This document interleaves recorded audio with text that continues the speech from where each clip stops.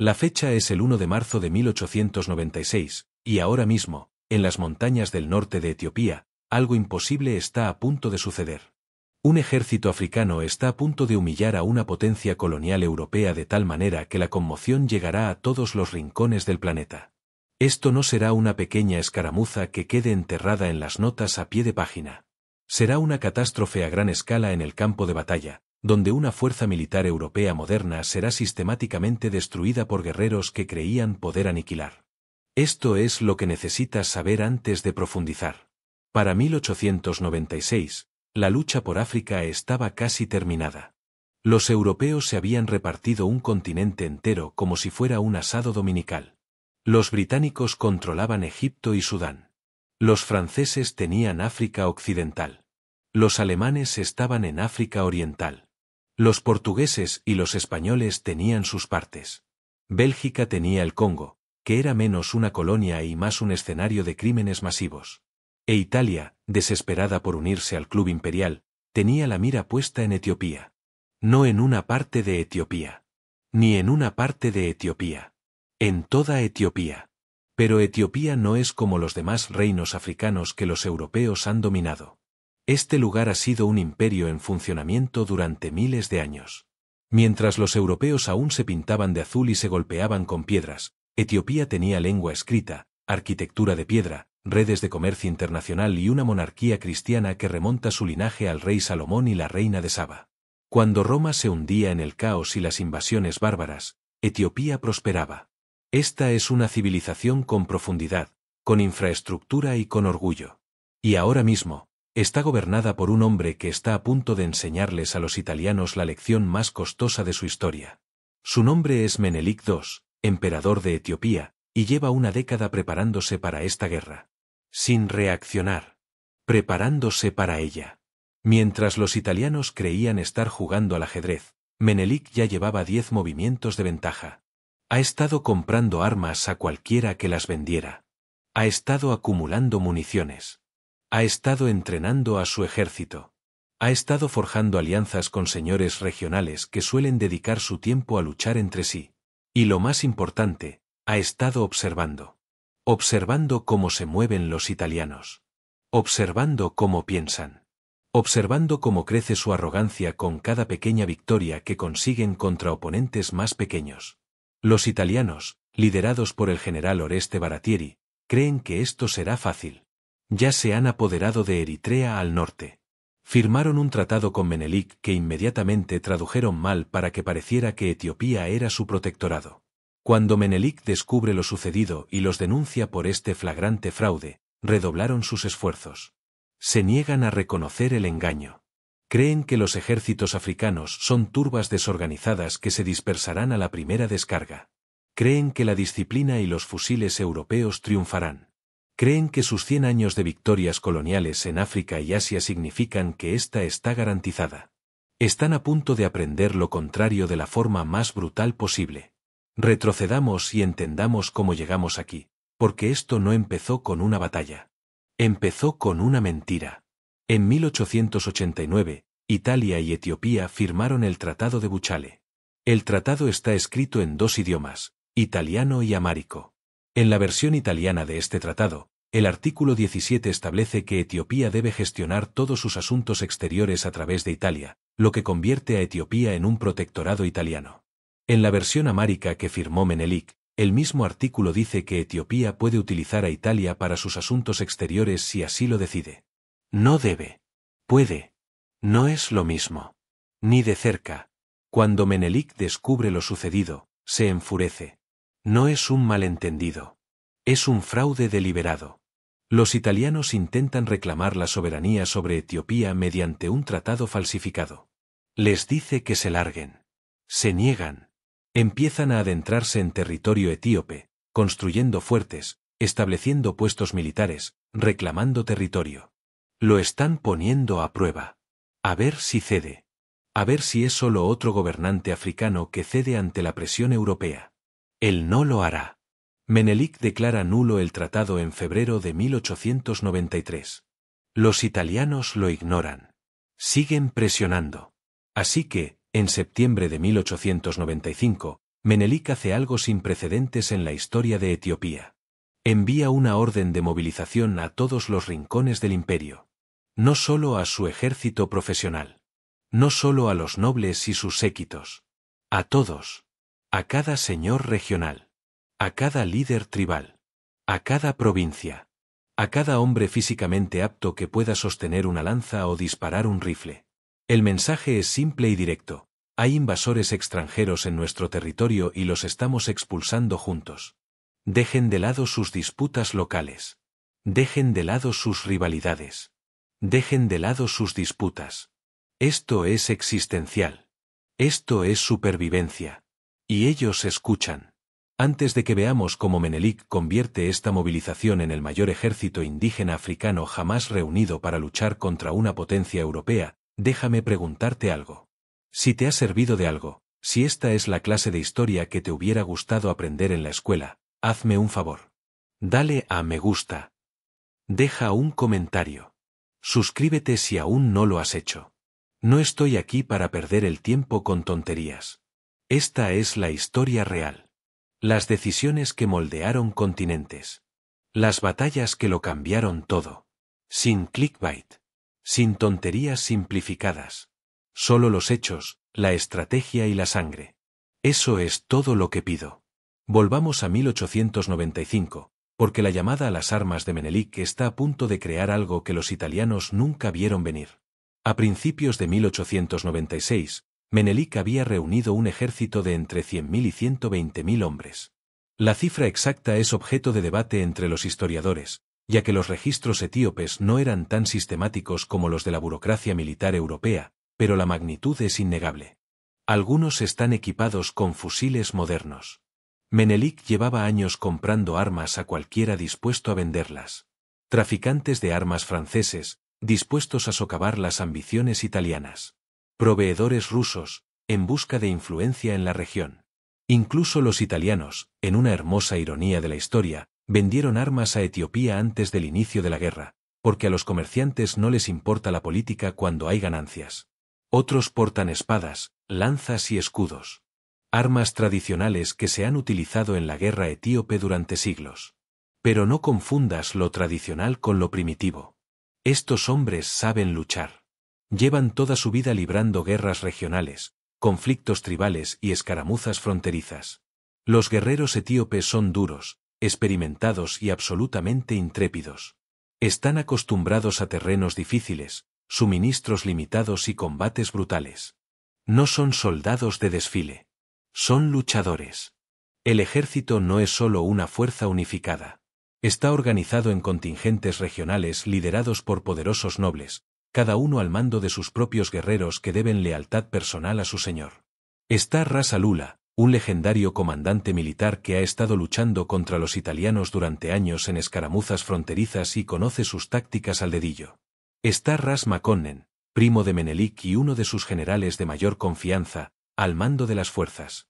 Desde la provincia de Harar.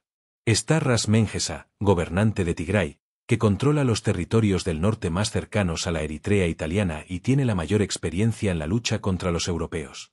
Y está la emperatriz Taitu Betul, esposa de Menelik, que no es solo una realeza ceremonial sentada en un palacio en algún lugar. Es una fuerza política, una pensadora estratégica y una comandante en el campo de batalla por derecho propio. Liderará tropas en Adva. Personalmente. Desde el frente. Este nivel de coordinación no tiene precedentes en la historia de Etiopía. Los señores regionales de Etiopía son conocidos por sus luchas entre sí. Constantes luchas de poder.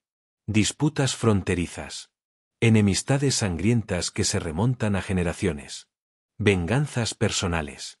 Competencia por el favor del emperador. Pero Menelik ha logrado convencerlos de que esta amenaza es diferente. Los italianos no están aquí para negociar acuerdos comerciales, establecer relaciones diplomáticas ni asegurar un puerto costero. Están aquí para conquistar. Para colonizar. Para borrar la soberanía etíope y convertir todo el imperio en posesión italiana. Todos los señores regionales entienden que si Menelik cae, ellos son los siguientes. El colonialismo italiano no negocia con nobles. Los reemplaza. Así que vienen. Traen a sus guerreros. Dejan de lado sus agravios. Por ahora. La logística para mover y alimentar a un ejército de este tamaño es abrumadora. Hablamos de 100.000 hombres que marchan por terreno montañoso, necesitando comida, agua, municiones, suministros médicos y refugio. La administración de Menelik organiza líneas de suministro que se extienden por todo el imperio. Las poblaciones locales se movilizan para proporcionar grano, ganado y animales de carga. Miles de mujeres siguen al ejército, cocinan, transportan provisiones, atienden a los heridos y mantienen la infraestructura que permite el funcionamiento del ejército. Esto no es solo una campaña militar. Es un esfuerzo nacional. Todo el imperio está movilizado para la guerra. El ejército italiano, mientras tanto, cuenta con un total de unos 17.700 hombres en la región. Unos 10.600 de ellos son soldados italianos. El resto son ascarís eritreos, tropas locales reclutadas, entrenadas y equipadas por los italianos. Cuentan con modernos fusiles Veterli, piezas de artillería Hotchkiss, ametralladoras y la confianza que les otorga décadas de aniquilar ejércitos africanos desde Argelia hasta Somalia. Pero están agotados. Las líneas de suministro que se extienden desde la costa a través de territorio hostil están peligrosamente limitadas. El gobierno italiano intenta librar una guerra colonial con un presupuesto limitado porque la economía italiana es débil y las guerras coloniales son caras, y se nota. Las raciones escasean. Los suministros médicos son inadecuados. La moral se resquebraja. Las enfermedades se propagan por los campos. Disentería. Malaria. Los hombres mueren incluso antes de entrar en combate. Y el general Baratieri sufre una enorme presión política desde Roma para que tome una decisión decisiva antes de que comience la temporada de lluvias en unas semanas, lo que imposibilita por completo la campaña. Baratieri es un oficial competente con experiencia en guerra colonial, pero se encuentra en una posición insalvable. Sabe que su ejército es superado en número al menos 5-1. Sabe que sus hombres están cansados, enfermos y desabastecidos. Sabe que los etíopes tienen la ventaja del terreno, el conocimiento local y las líneas de suministro que realmente funcionan. Pero Roma le grita que ataque. La prensa italiana lo llama cobarde. Los periódicos cuestionan su valentía y competencia. Los políticos exigen una victoria gloriosa para justificar el gasto de esta aventura colonial y salvar la reputación internacional de Italia. Y el tiempo avanza. Cada día que espera, su posición se debilita. Los etíopes se fortalecen. Cada día llegan más contingentes regionales. Su situación de suministro está mejorando, mientras que la suya se deteriora. Pero atacar a una fuerza 5 veces mayor que él es un suicidio. Está atrapado entre la realidad militar y la presión política. A finales de febrero de 1896, Baratieri avanza con su ejército hacia la ciudad de Adva, en lo profundo de territorio etíope. Acampa en una meseta cerca de la ciudad, intentando establecer una posición defensiva y provocar a Menelik para que ataque cuesta arriba, contra las armas italianas. Tácticas coloniales europeas clásicas: atrincherarse, fortificar, usar la superioridad de fuego para crear un campo de batalla, dejar que el enemigo se desborde contra tu posición defensiva. Esto funcionó en Rorke's Drift contra los zulúes. Funcionó en innumerables batallas coloniales por toda África. Los europeos toman posición. Los africanos cargan con lanzas. Los europeos los aniquilan con rifles y artillería. Victoria. Gloria. Conquista. Ese es el guión. Pero Menelik no sigue el guión. No muerde el anzuelo. Simplemente se queda allí sentado, en un terreno elevado a unos 16 kilómetros de distancia, con un ejército mucho mayor, observando. Esperando. Sabe que el tiempo está de su lado. Los italianos se están quedando sin víveres. Su situación de abastecimiento es un desastre. Los exploradores etíopes vigilan cada movimiento italiano. Menelik sabe exactamente cuántos hombres tiene Baratieri. Sabe dónde están posicionados. Sabe en qué condiciones se encuentran. Sabe que se debilitan cada día. Así que espera. La paciencia es un arma. A veces, la mejor jugada es no hacer nada y dejar que el enemigo se destruya a sí mismo. Baratieri está atascado. Si se retira, queda humillado. Su carrera ha terminado. Probablemente se enfrentará a un juicio militar por cobardía. Las ambiciones coloniales de Italia en África Oriental sufren un duro golpe. El gobierno podría caer. Si ataca cuesta arriba contra una fuerza 5 veces mayor con hombres exhaustos y hambrientos, está loco. Eso no es táctica. Es suicidio. Pero si se queda donde está, su ejército morirá de hambre y se desintegrará lentamente. Los soldados ya están desertando. Las enfermedades se propagan más rápido. No hay una buena opción. Toda elección conduce al desastre. Así que decide algo desesperado.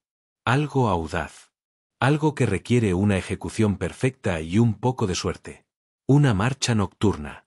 Moverá a todo su ejército al amparo de la oscuridad, escalará las montañas que rodean la posición de Menelik y atacará el campamento etíope al amanecer desde múltiples direcciones simultáneamente. La sorpresa es la única ventaja que le queda a Baratieri.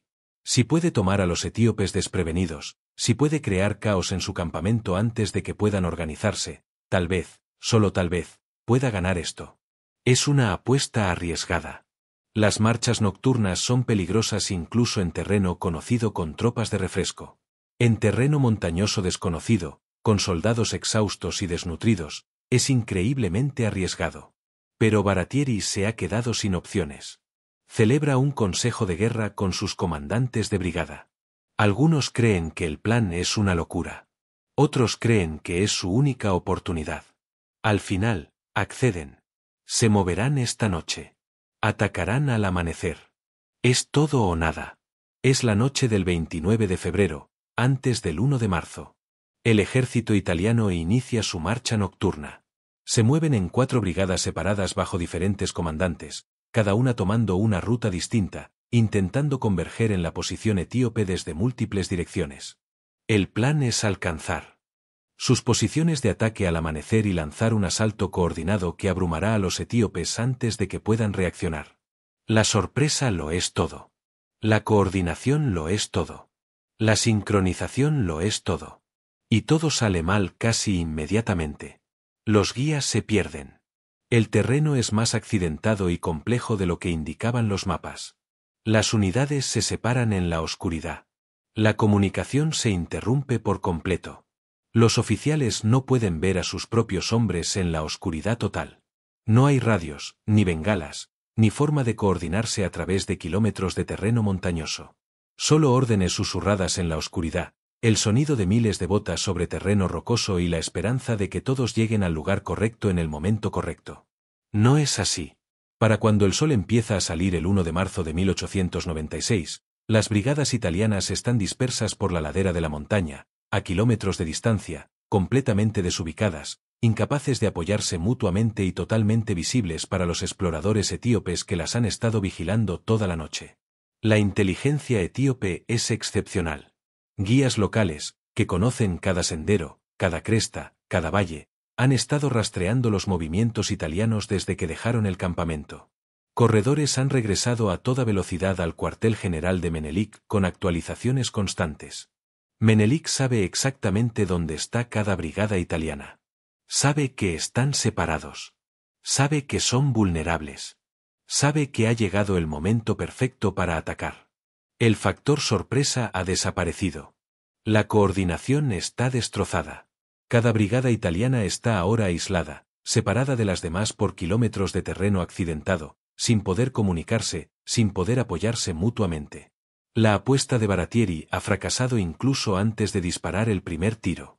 Pero la batalla está a punto de comenzar de todos modos, y será una masacre. Menelik observa el desastre en tiempo real desde su puesto de mando y toma una decisión al instante. No espera a que los italianos se organicen. No les da tiempo a reagruparse, a determinar su ubicación ni a establecer comunicaciones. Ordena un ataque total inmediato. Suenan las bocinas en el campamento etíope. Los tambores marcan el ritmo de la guerra. Las fuerzas etíopes descienden de las montañas desde 3 direcciones como una avalancha, decenas de miles de guerreros moviéndose con determinación y coordinación, y comienza la batalla de Adva. La primera brigada italiana en ser atacada se encuentra en el flanco derecho, comandada por el general Vittorio da Bormida. Cuenta con unos 2.500 hombres, en su mayoría regulares italianos con algunos ascarís eritreos entre ellos. Cree que avanza por colinas desiertas, colocándose en posición para atacar lo que cree que es el flanco izquierdo de Menelik. Cree que tiene tiempo para organizarse antes de que comience el combate. Se equivoca catastróficamente.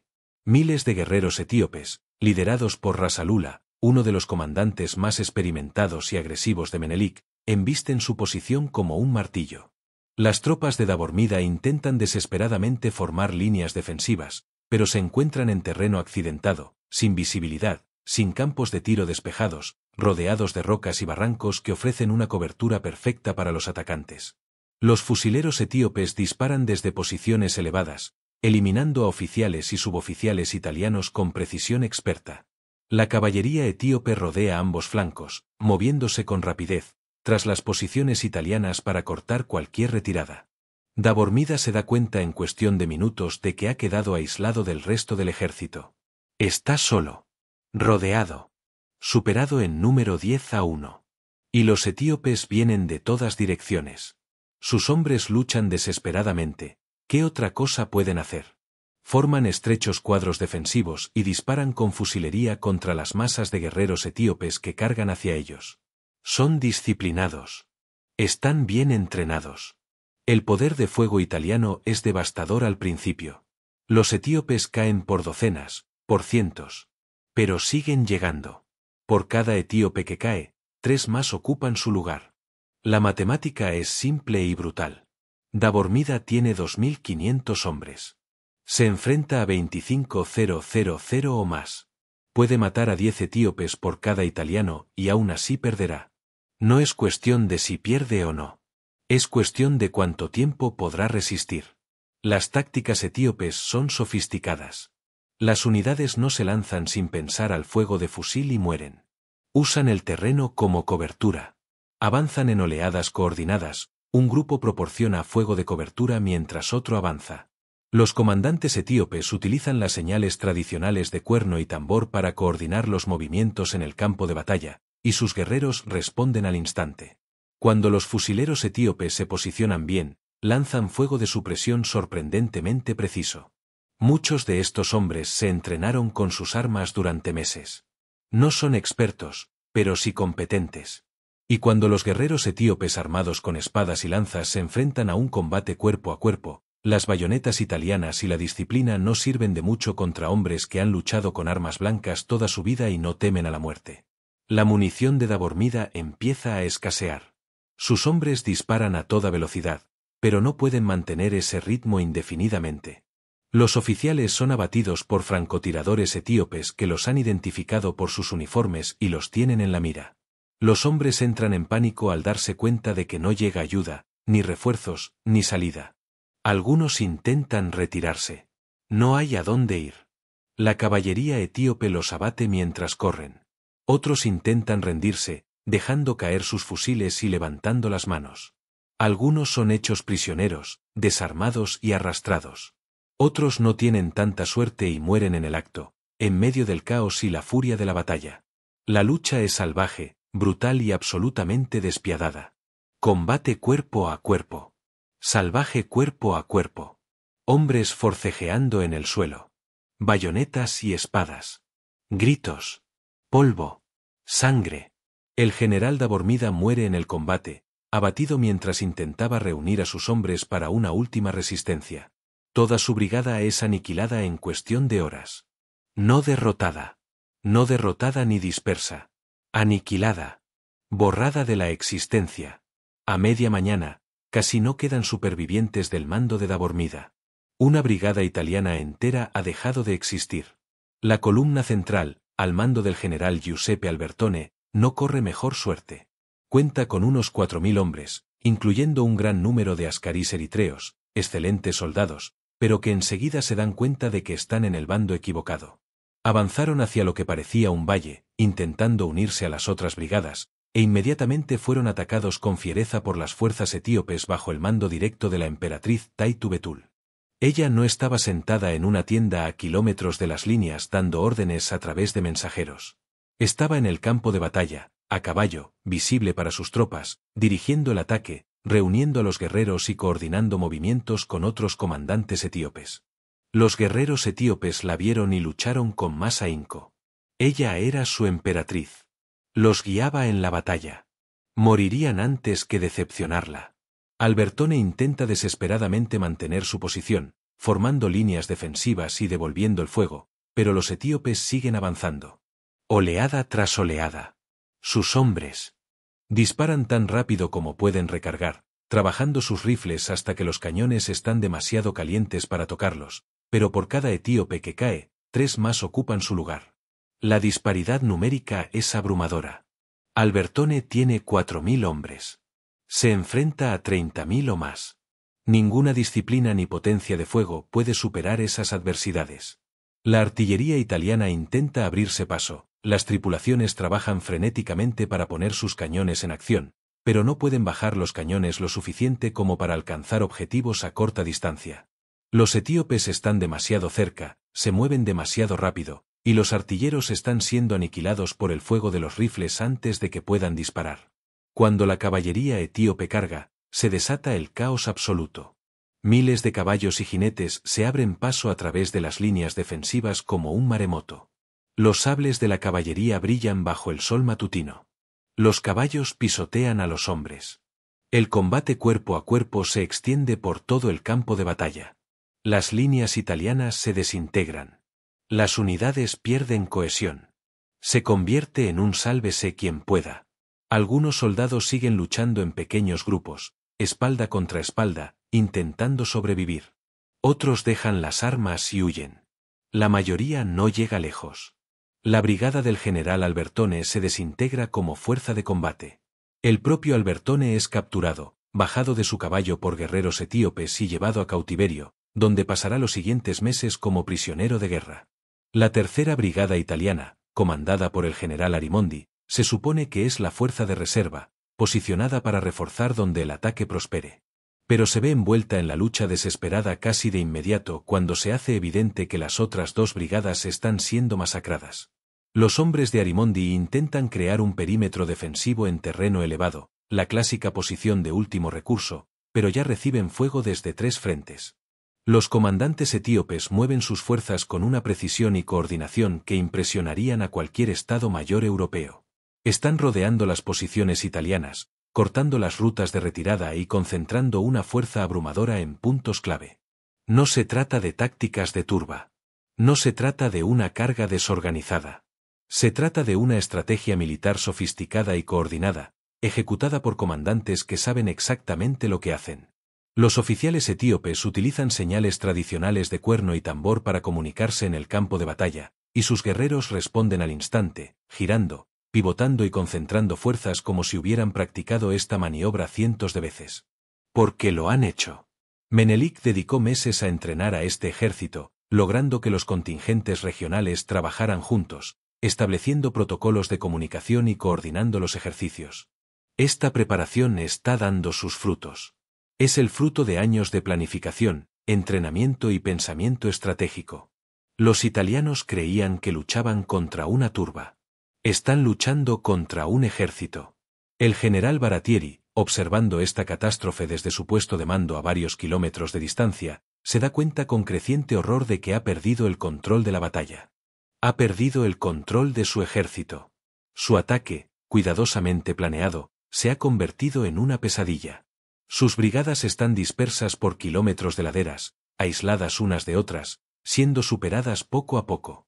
Intenta organizar una retirada, enviando mensajeros al galope en todas direcciones con órdenes de retirarse a posiciones defendibles, pero no hay a dónde retirarse. Las fuerzas etíopes han cortado los caminos. Los pasos de montaña que los italianos usaban para avanzar ahora están plagados de miles de guerreros etíopes que buscan supervivientes italianos.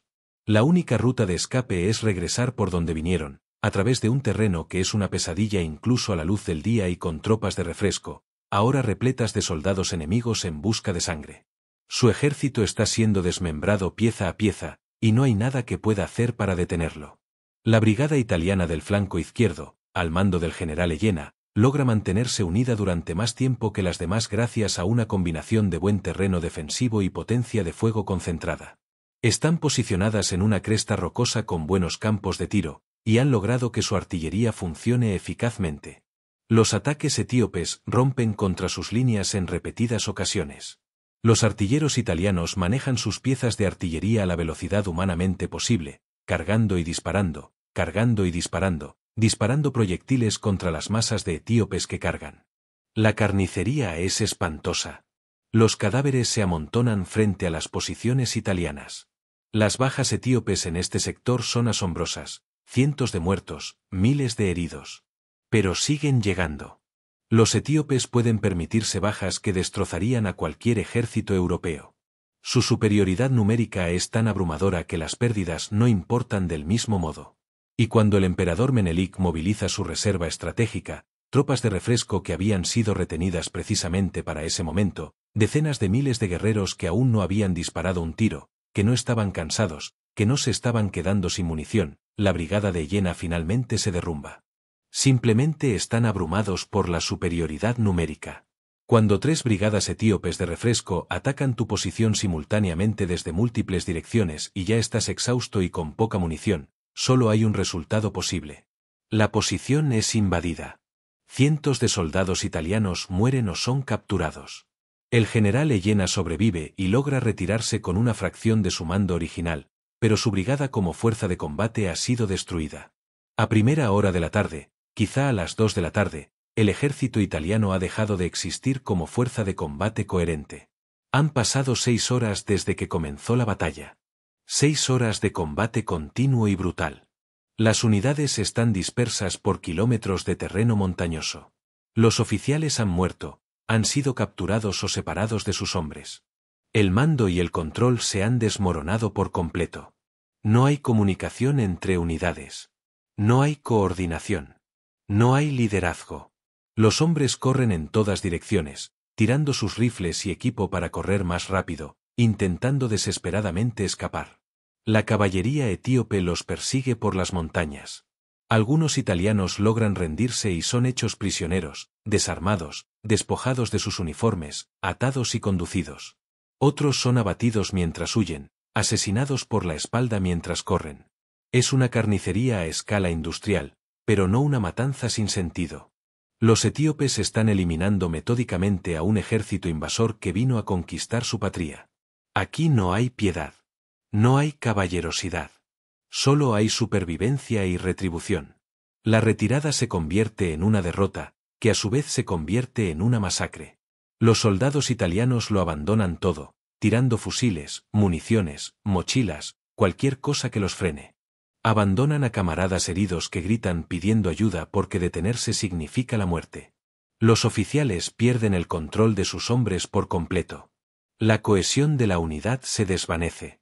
Se convierte en un sálvese quien pueda, puro instinto de supervivencia, corriendo a ciegas por montañas desconocidas con la esperanza de regresar de alguna manera a las líneas italianas en Eritrea, a 90 kilómetros de distancia a través de territorio hostil.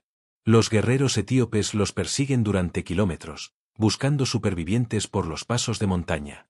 Algunos italianos se esconden en cuevas y barrancos, intentando esperar a que termine la persecución, con la esperanza de que los etíopes se rindan y regresen a casa. La mayoría son encontrados finalmente. Los pocos que logran regresar al territorio controlado por Italia llegan días después, exhaustos, hambrientos, deshidratados, traumatizados, apenas capaces de hablar. Cuentan historias de un apocalipsis. De brigadas enteras aniquiladas en horas. De guerreros etíopes que parecían estar en todas partes a la vez. De una batalla que salió catastróficamente mal desde el primer minuto y nunca mejoró. Las cifras de bajas, una vez calculadas, son absolutamente asombrosas. De los aproximadamente 17.700 soldados italianos y eritreos que marcharon hacia Adwa, aproximadamente 7.000 murieron en combate. Otros 1.500 resultaron heridos, muchos de los cuales fallecerán a causa de sus heridas en los días siguientes debido a la inexistencia de atención médica. Alrededor de 3.000 fueron capturados, incluyendo cientos de oficiales. Esto representa una tasa de bajas cercana al 70%. Solo alrededor del 30% del ejército italiano logró escapar.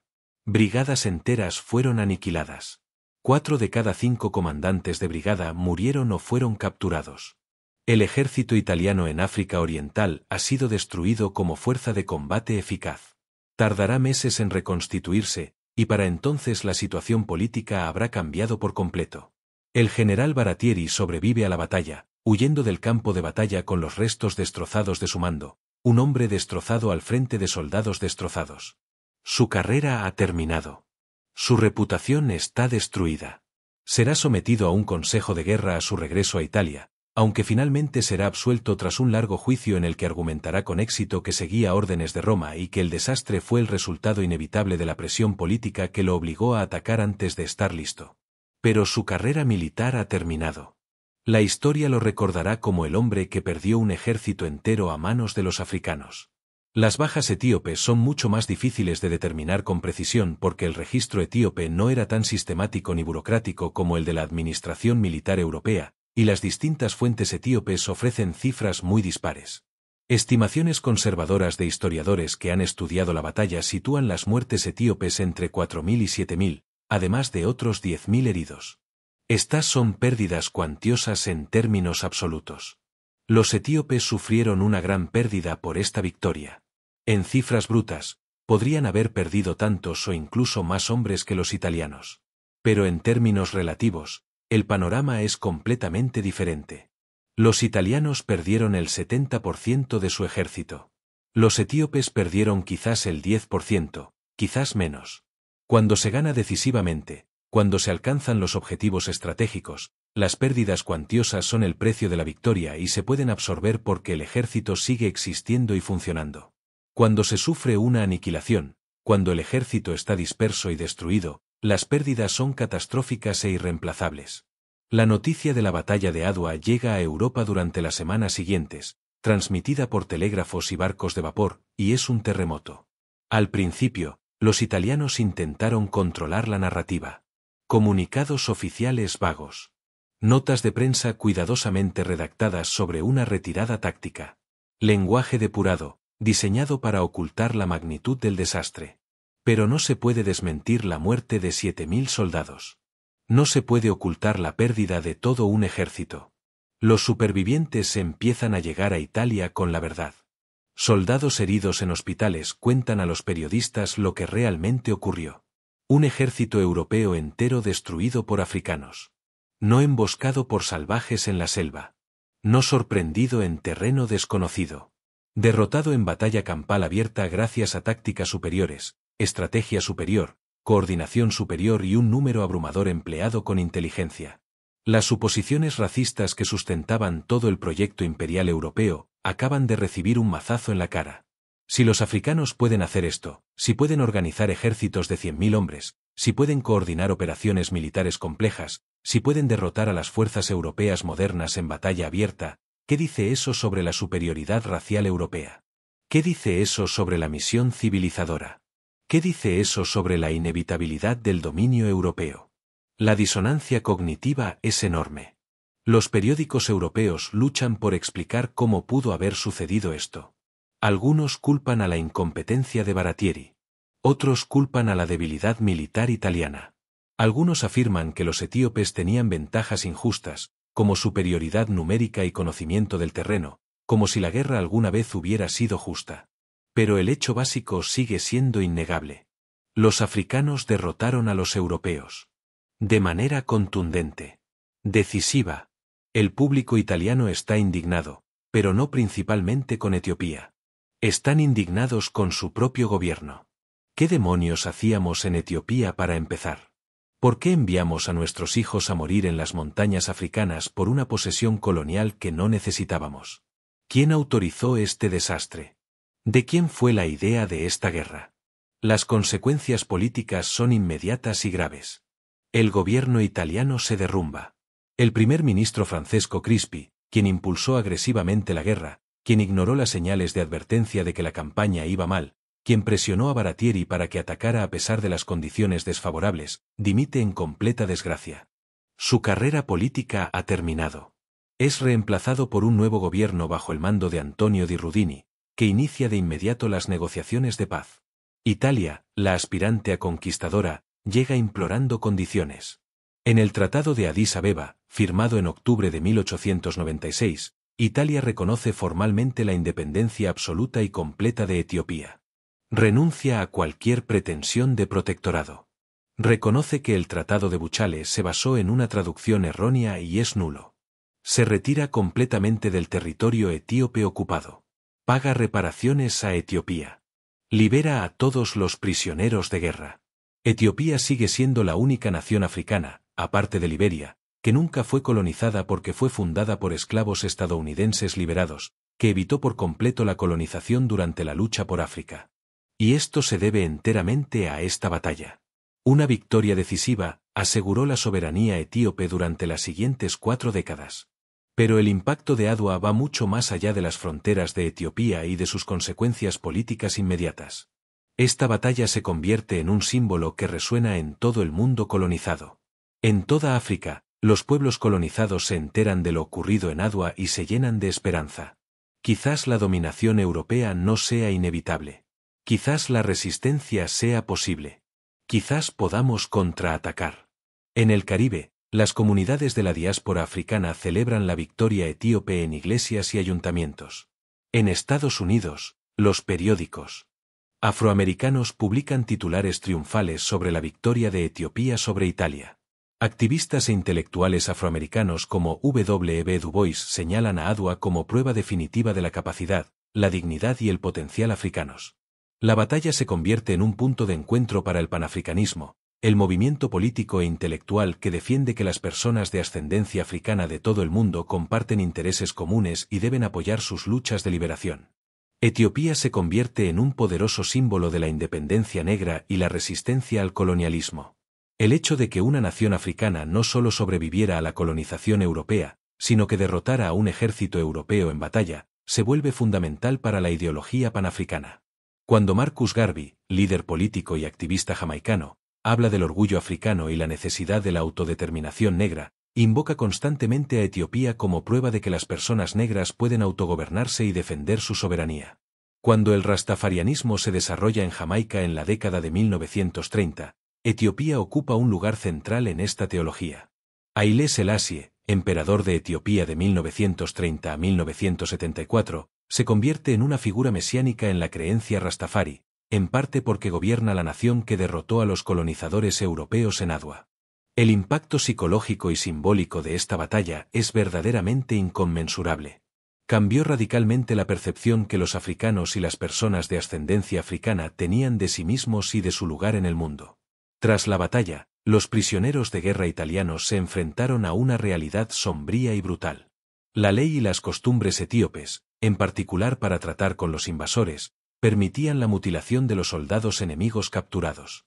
A muchos prisioneros italianos, especialmente oficiales y aquellos identificados por haber cometido atrocidades contra civiles etíopes durante la campaña, se les amputó la mano derecha y el pie izquierdo. Esto se hizo de forma sistemática y deliberada, como castigo y disuasión. Es brutal desde cualquier punto de vista, y los periódicos europeos se aferraron a estas historias con horror e indignación, publicando descripciones gráficas e ilustraciones de soldados italianos mutilados como prueba del salvajismo y la barbarie africanos.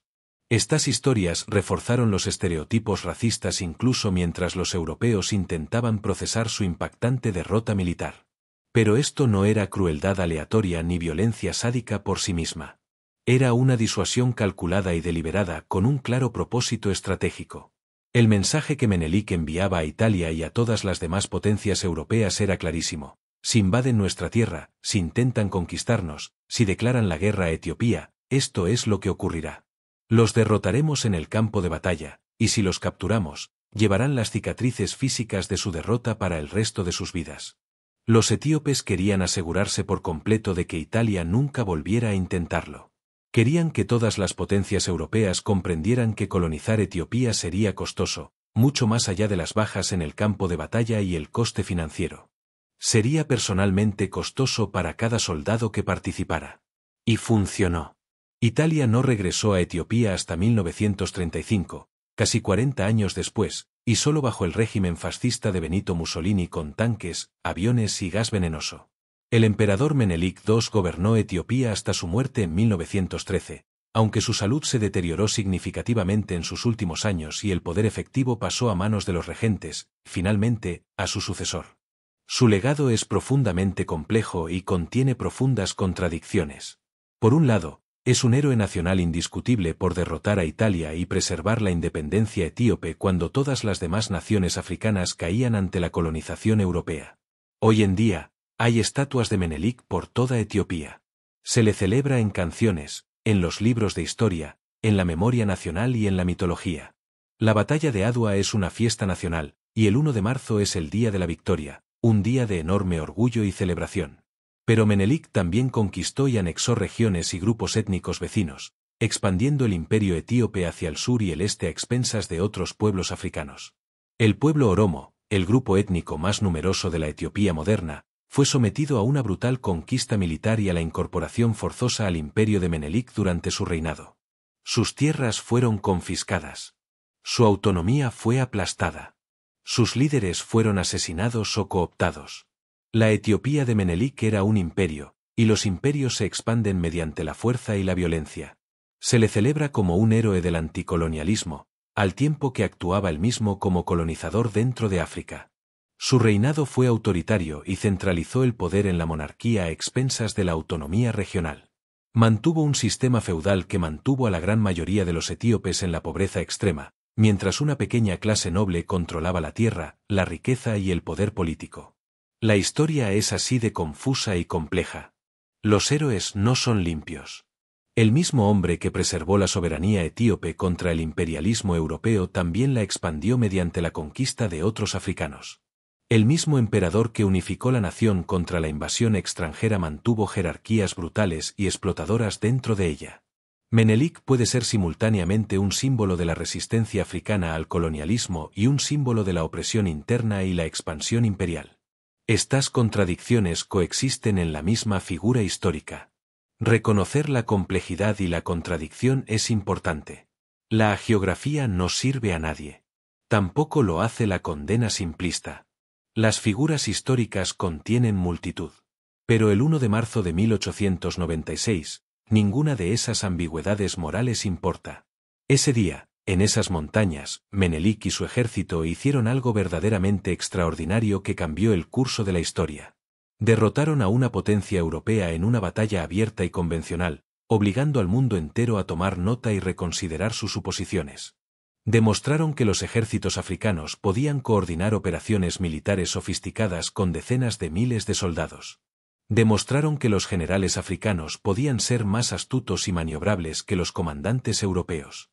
Demostraron que la tecnología y la disciplina europeas no eran automáticamente superiores a la superioridad numérica, motivada e inteligente de los africanos. Destruyeron el mito de la invencibilidad militar europea que sustentaba todo el proyecto colonial.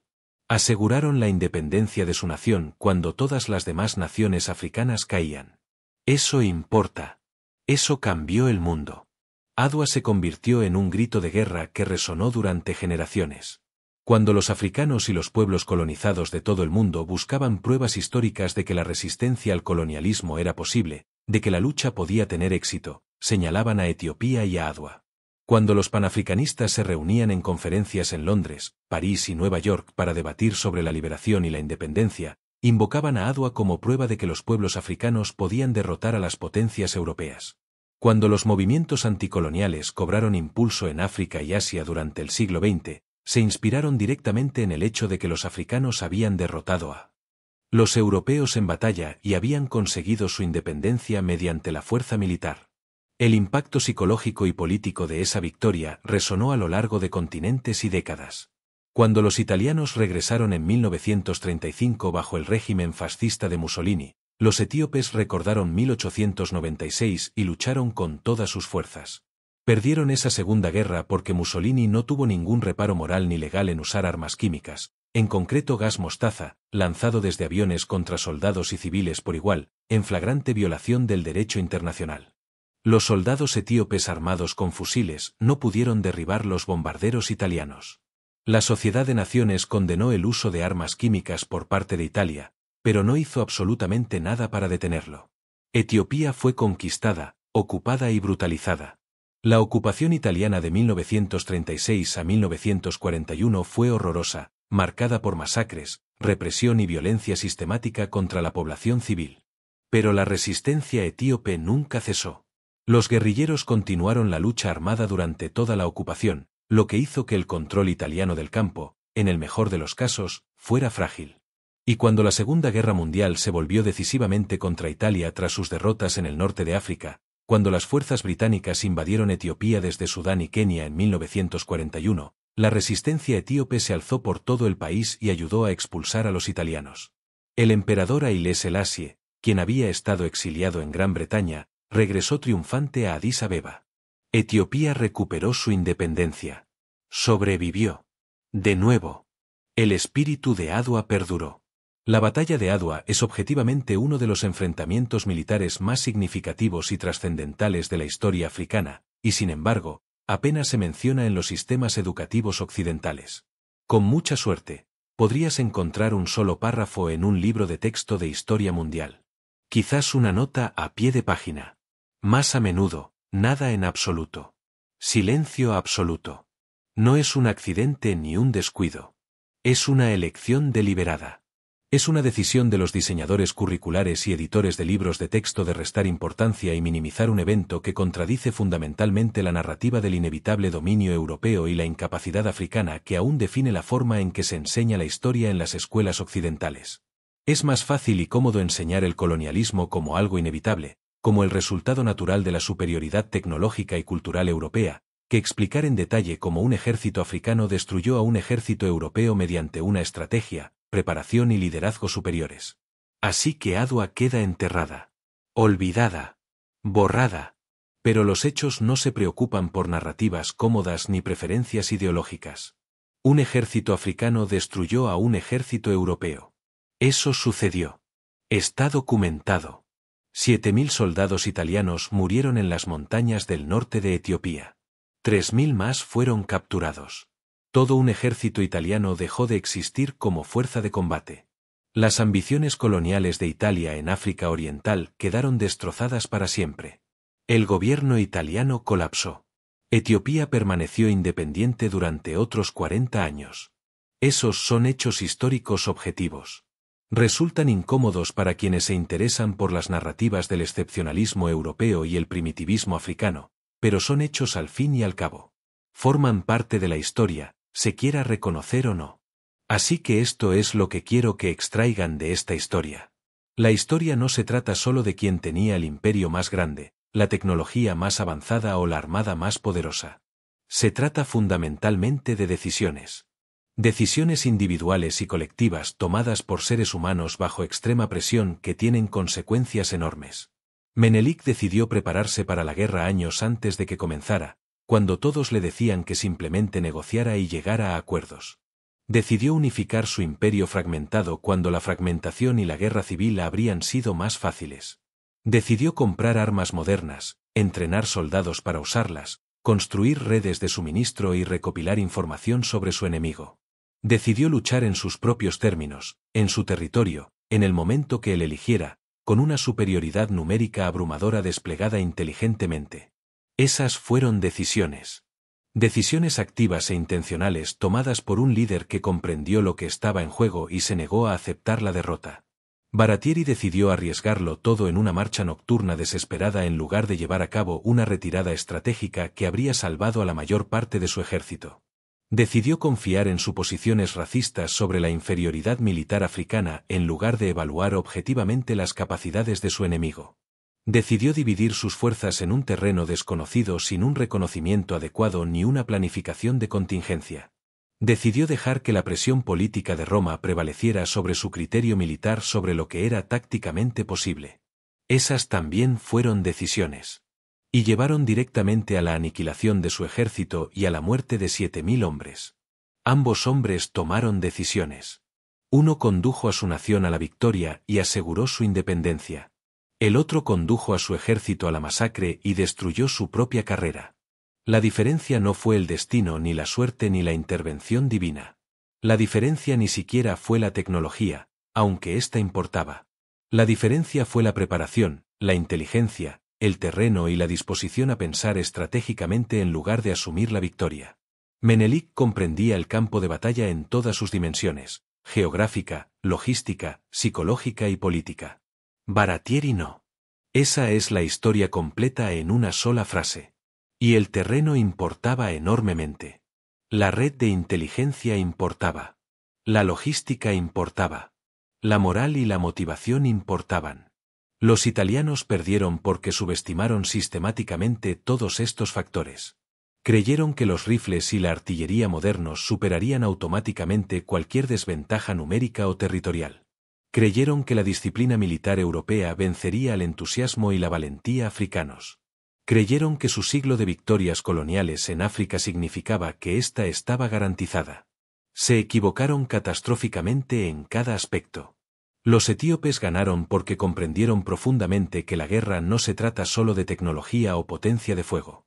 Se trata de preparación, coordinación, inteligencia, logística y la voluntad de luchar por algo que importa. Los italianos luchaban por el prestigio imperial y el territorio colonial. Los etíopes luchaban por sus hogares, sus familias, su independencia, su propia existencia como nación soberana. Esa diferencia de motivación se mostró decisivamente en el campo de batalla. Adwa debería enseñarse en todas las clases de historia del mundo. Debería ser tan famosa y estudiada como Waterloo, Gettysburg, Stalingrado o cualquier otra batalla decisiva que cambió el curso de la historia. Es una historia de brillantez estratégica que vence a la rigidez táctica. Es una historia de unidad nacional que supera la división interna cuando la supervivencia lo exige. Es la historia de una victoria desfavorecida lograda no por suerte ni milagro, sino mediante años de cuidadosa preparación y un liderazgo superior. Es una historia que inspiró generaciones de movimientos anticoloniales, luchas por la independencia y campañas de liberación en todo el mundo colonizado. Es una historia que demostró que la resistencia era posible y que la victoria era alcanzable. Importa. Cambió la historia. Merece ser recordada, enseñada y estudiada.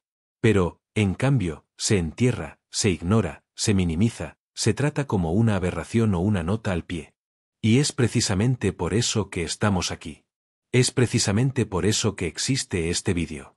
Para contar las historias que no encajan perfectamente en las narrativas cómodas que te enseñaron en la escuela. Para mostrarte las batallas, decisiones y puntos de inflexión que cambiaron la historia, pero que se borraron de la memoria colectiva por ser ideológicamente inconvenientes. Para ofrecerte una visión completa, compleja e incómoda, en lugar de la versión aséptica diseñada para hacer que los imperios parezcan inevitables y la resistencia inútil.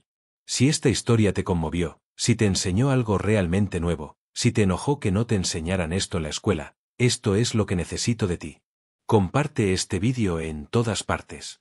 Públicalo en redes sociales. Envíaselo a tus amigos que aman la historia. Cuéntales a las personas sobre Adwa y por qué es importante. Deja un comentario sobre lo que más te impactó, lo que te sorprendió, lo que quieres aprender más. Suscríbete si quieres más historias sin tapujos ni edulcorar verdades incómodas. Estamos construyendo algo aquí. Una comunidad de personas que quieren historia real, historia completa, historia incómoda, no la versión simplificada diseñada para exámenes estandarizados. Y cada me gusta, cada comentario, cada vez que se comparte, nos ayuda a llegar a más personas que necesitan escuchar estas historias. La historia no son listas aburridas de fechas y reyes muertos. No es memorizar qué europeo firmó qué tratado ni qué batalla tuvo lugar en qué año. Es la toma de decisiones imposibles por parte de seres humanos bajo una presión inimaginable. Es el auge y la caída de imperios basados en decisiones tomadas en momentos críticos. Es el recordatorio constante de que nada en la historia fue inevitable, que los desvalidos pueden ganar, que la arrogancia y la suposición son castigadas, que la preparación y la inteligencia siempre superan a la complacencia. Es la prueba de que la historia que te contaron no siempre es la historia real. 1 de marzo de 1896. Batalla de Adwa. Un ejército etíope de 100.000 hombres destruye a un ejército italiano de 17.000 en las montañas del norte de Etiopía. 7.000 italianos mueren. 3.000 son capturados. Etiopía conserva su independencia. El gobierno italiano se derrumba. El mito de la invencibilidad europea se hace añicos. Los pueblos colonizados de todo el mundo toman nota y albergan esperanza. El panafricanismo encuentra su símbolo fundacional y su prueba de concepto. La historia cambia de rumbo. Una batalla. Un día. Todo cambia. Recuérdalo. Recuerda a Adwa. Recuerda que la resistencia es posible. Recuerda que los desvalidos pueden ganar. Recuerda que los poderosos pueden ser derrotados. Recuerda que nada es inevitable. Recuerda.